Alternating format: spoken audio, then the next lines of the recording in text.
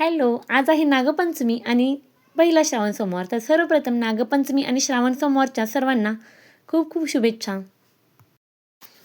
तर नागपंचमीच्या निमित्तानं आपण घरी काही ना काहीतरी गोड बनवत असतो आणि प्रत्येक ठिकाणी काहीतरी वेगळे वेगळे बनवण्याची पद्धत असते. तर आमच्या इकडे अशा पद्धतीने ही कानवले बनवले जातात.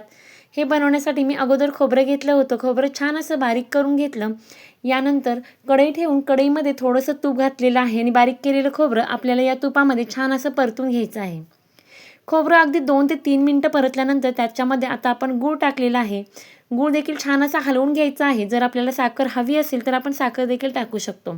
म्हणजे आपण ज्या पद्धतीने मोदकाचं सारण तयार करतो त्याच पद्धतीने आपल्याला हे सारण तयार करून घ्यायचं आहे. यानंतर मी ते 1 वाटी घेतलेली आहे आणि 1 वाटी पाण्याने गच्च भरून घेतलेली आहे. भरलेली वाटी दुसऱ्या कढईमध्ये ओतून घेतलेली आहे, कारण हे पाणी आपल्याला उकळून घ्यायचं आहे. पाण्यामध्ये थोडंसं मी तूप टाकलेलं आहे.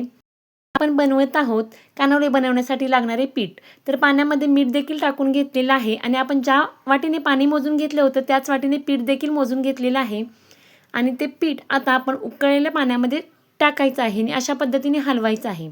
गॅस बंद करून घ्यायचा आहे आणि अशा पद्धतीने गाठी न होता हलवत हलवत राहायचं आहे. हलवल्यानंतर ते छान असं आपल्याला हाताने मळून घ्यायचं आहे. इथे मी पीठ अशा पद्धतीनं छान असं मळून घेतलेलं आहे. यामध्ये मी थंड पाण्याचा वापर अजिबात केलेला नाही. यानंतर छोटे छोटे गोळे घेऊन मी अशा पद्धतीने कानवले बनवलेले आहेत आणि हे कानवले आता आपल्याला उकडून घ्यायचे आहेत. त्यासाठी मी आता गॅसवरती कढई ठेवलेली आहे. कढईमध्ये पाणी उकळलं की ही चाळण त्याच्यामध्ये मी ठेवून दिलेली आहे. अगदी 10 ते 15 मिनिटांमध्ये छान असे उकळून आपले कानवले तयार होतात. तर पाहू शकता इथं आपले कानवले छान असे उकडलेले आहेत. माझी ही कानवले बनवण्याची पद्धत जर आवडली असेल तर लाईक, शेअर आणि सबस्क्राईब करा. परत भेटू पुढच्या व्हिडिओमध्ये. बाय.